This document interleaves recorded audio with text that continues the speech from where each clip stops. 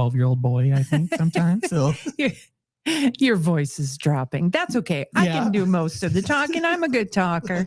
Well, thank you. I reached out because I thought it'd be cool if you could tell us kind of what you have going on now, and then maybe in the future, who knows what happens. Maybe we do some kind of cool show we'll talk together. about it. I can come down. You're pretty close. Yeah, and I know you got all the knowledge down there. Are you in this historical society too? Do they drag you into that? The Codington County Historical Society is actually a board of 12 people, and they are my employer. Oh. And the Historical Society runs the museum as one of the ways that they fulfill their mission. So I'm the executive director of the Historical Society, and I work for a board of, I think it's 10 or 11 people. I'd have to count them on my fingers, but we meet once a month and they look over everything that I'm doing. And then they say, do some of this, don't do that, Yeah. And then I say, there's no more money. And it goes on like that. So that Roger Whittle's not on that board, is he? Yeah, he is. He is. Okay. He is. I thought so. We should get him in here someday. We could bring each board member over the years. We could. There's been a lot. We've been a historical society, a 501c3 since 1974. Oh, wow. So there's a lot of people. We have children of board members as board members now. Really? Yeah. Wow. Douglas Allen is a board member, and his dad, Dr. Stanley Allen, was one of the very first board members. So, and Merle Heidenreich was a board member, and his son Roger is a board member now. So it's generational. Wow, that is. Yeah. That's really cool. So is the museum nonprofit as well then? Well, the museum is just a part of the Historical Society. We all run under the Historical Society 501c3. The building is actually property of the city of Watertown. They got it in 1906 through a grant from the Carnegie Foundation to be a public library.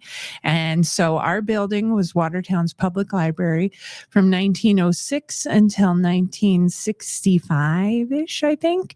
And then it was a couple other things. And then in 75, it became a museum. So we rent it from the city. And that's it. Yeah. Yeah. So you do have a lot of summer programs there, but just for the folks that might want to come check out the museum, what are you open usually? Our open hours are 10 to 5, Monday through Friday, and 1 to 5 on Saturdays for June, July, and August. September through May, we have different hours, but that's not going to happen for a while. So I'll come back and tell you about that in September. Do you work all those days and hours then? Yeah, I'm always there. I do have, we have some summer staff and I have a helper. So it's not 95% of the time it's me. Yeah. But there are other people there helping me do stuff because there's a lot to do. Yeah, there is. Like, how would you describe what is it in the museum and how it's, what you have for collection wise? Oh, we have a lot of stuff. Yeah. We have a lot of stuff. It's all Watertown based then, right? Codington County. Yeah. Okay. It's county based.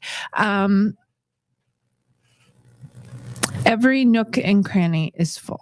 Yeah. We got so much stuff. We have about 800 boxes of things, and then we have all the things that are on display, and there's lots of rooms in the basement, and we have lots of archives and different things. We have a lot of stuff. Yeah. So if you have stuff, there are some rules about what stuff we can take and what stuff we can't take.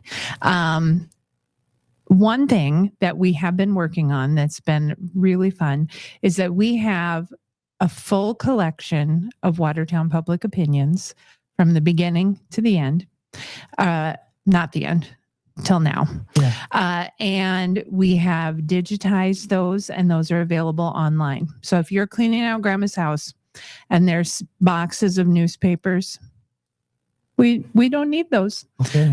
We're totally good on newspapers. You can use those. You can give them away. You can use them to start a campfire. We are good. We got all the newspapers. We got copies digital that you can look at while you're on your phone in your chair at night, or you can, like some of them are a little blurry. You can go check them out at the library. And then we have a full set of the actual paper copies too. So we are good on newspapers. If your item belonged to someone who lived in Codington County, your grandpa, your grandma, you have something cool, we have to know that it belonged to somebody. Like Steve, if you say, this is my grandpa's pipe that he smoked on his farm by Florence, I have a picture of him. I know it was his. He gave it to me. That's cool. If you bring me something, you say, I bought it on an auction in this county. That's not the thing. And then if it is bigger than a copy paper box, I can't.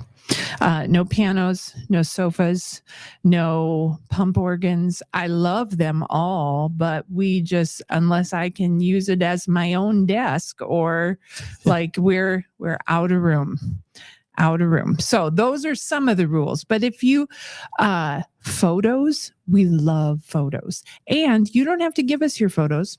You can give us a scan of your photos and then you can keep the photos and then they're already scanned and we can reprint them and use them for exhibits and things.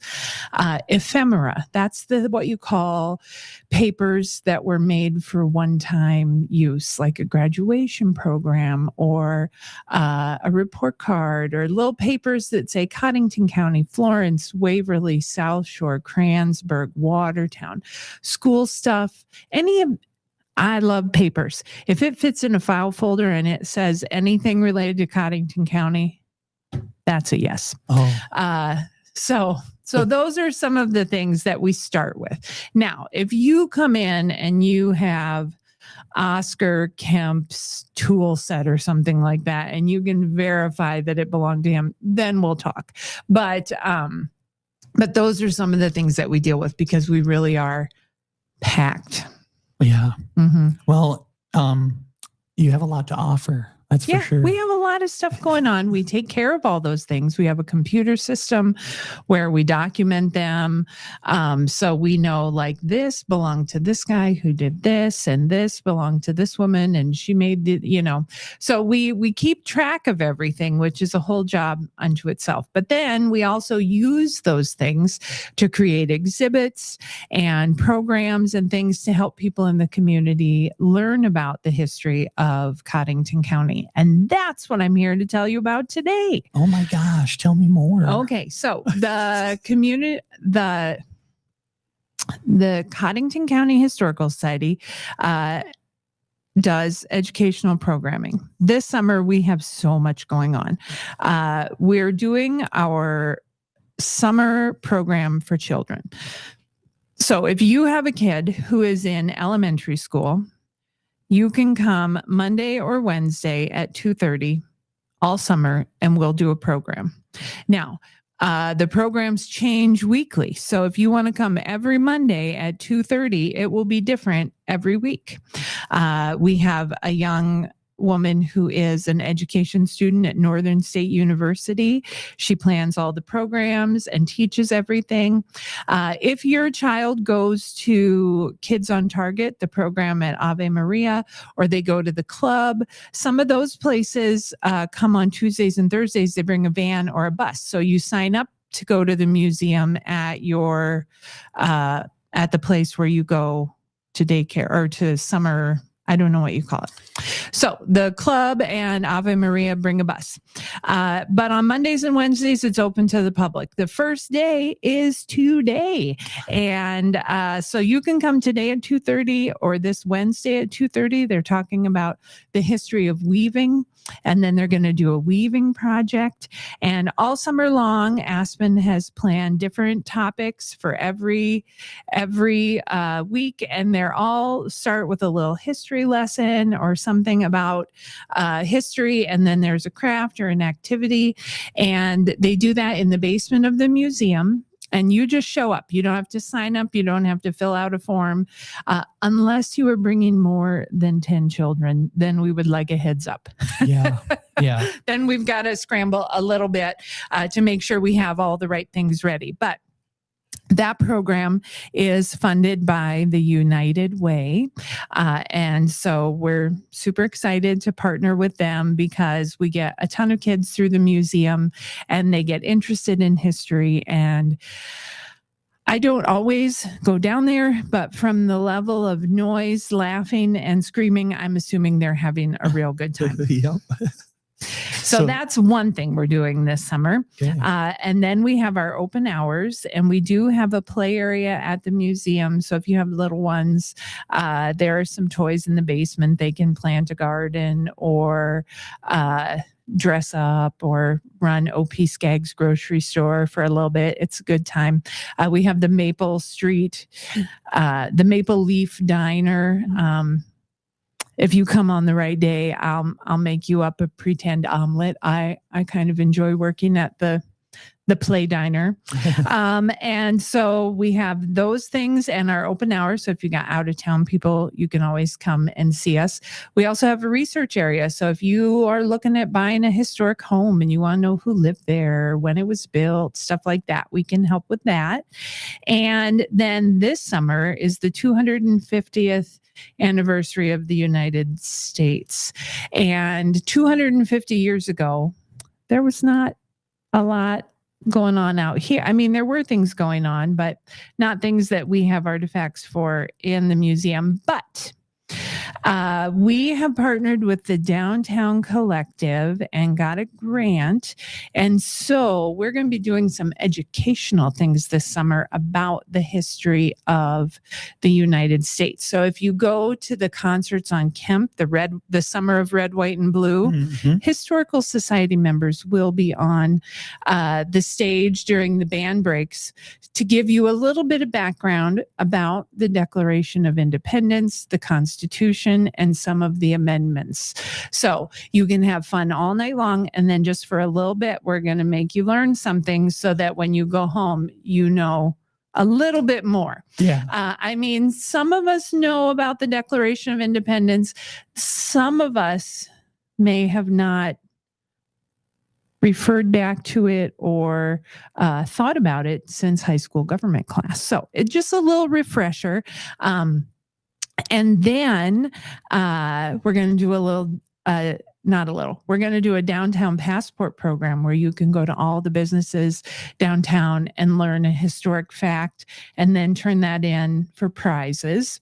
And then on July the 8th at 5:00, we are going to read the Declaration of Independence from the front steps of the museum with tons of other communities across America, because on July 8th, that's the first time that they publicly read the very first Declaration of Independence 250 years ago. So we're going to go out on the step and we're going to read it with other communities all across America. And that's at 5:00 on July 8th. And all of this stuff will be on our website and our Facebook page and in the Historical Society newsletter. And so all that stuff is out there. So you don't have to remember it from me talking right now. But we're going to do some red, white, and blue stuff. We're going to today, I think later today, I'm going to pick up a giant Declaration of Independence. Sweet. And then if you come to the red, white, and blue concerts, you can sign the Declaration of Independence. I think our declaration is going to go on a little trip around the community. Yeah. So you can read it, sign it. Yeah. But no John Hancock's. Yeah. Don't sign it giant. No, your real name or your nickname. Well, no, I mean like John Hancock. He signed it real big and everybody else signed it small. He was like, he hogged the signature space. So I'm going to do that. Christy, Lickei and John. No, I'm not. You should. Yeah. What is your title? Are you like a curator? I'm the executive director. Oh, okay. Which I think sounds kind of fancy because I also clean the bathroom, mow the lawn. But that's perfect. You know, they all it works. should. Yeah. You know? Yeah. All those executive directors get to mowing. Exactly. So weaving, like this is an actual tool and all that. Well, I think Aspen's going to talk about Native American weaving and how that fit into their daily life. And then she's got a craft project. I saw her cutting yarn and things. So yeah, they'll learn a little bit about the history of weaving and make a project today. Awesome. Well, the picture looks cool. So, and you do like, you have a history club as well? Oh, History Club. So History Club happens on the third Thursday of every month at 3:30. Last month, we had record attendance. We ran out of chairs. Some people had to sit on the conference table, but I gave a presentation about the Poor Farm in Codington County. Next month, Roger Whittle is going to talk about the history of newspapers in Watertown. In July, Mark Roby is going to talk about freedom of the press from the viewpoint of a local publisher. And then in August, we are going to go up to Mount Hope and give a presentation at Mount Hope Cemetery. So if you come that day, you have to bring a chair. We're going to find a shady spot, and then we might start at one spot for a little bit and then pick up our chairs and go to a second location, but we're not going to walk around the whole time. And then in September, we're going to do a walking tour of downtown. And when we do that, I can't talk and walk backwards without wiping out. So what we'll do is we'll start at the museum, and then we'll look at some pictures and talk a bit. Then we'll walk one block. Then we'll sit, look at some pictures, talk a bit, and then I don't think we'll go more than 8 blocks. So if you can, I know some people want to come, but they can't walk or stand for an hour and a half or something. But if you have one of those walkers with a chair, if you can make it 1 block and then you can sit down, then, and we usually stop by one of the green benches. So if there's somebody who wants to come, but you think maybe they don't want to walk a mile, that it's still possible. Yeah, that's what I use. So yeah, whenever I need a break. Yeah. Well, that's awesome. That sounds like the downtown thing sounds pretty cool. Check that out. It's really fun. I have some pictures, and it's fun to stand in the spot where the photographer stood and look and see what's still there, what's not there, what maybe has changed. Yeah. Okay. Well, that's in September? That's September. Yep. Cool. But you have it every third Thursday. Third Thursday at 3:30. Usually we're in the museum basement. When we do a field trip, sometimes we leave a little bit earlier, but that'll be on our website and our Facebook page and all that. You get one of those little mic things? No, I just yell. Okay. I've had children. I can project. Yeah, there you go. Perfect. Anything else that you think we should mention? I think that's all of it. Okay. At least on this very first special interview. Yeah, there you go. Okay, very good. So you can go to the website, go to Facebook, and that's where you have all the information we just talked about pretty much. Okay.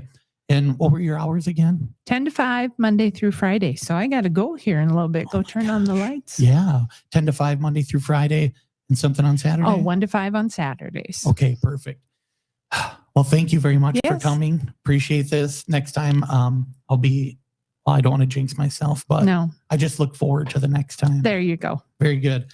Well, the Codington County Heritage Museum Executive Director, Christy Lickei. Did I get it all right? You did. Cool. All right. Well, let's get back to some music here on Northeast Radio SD.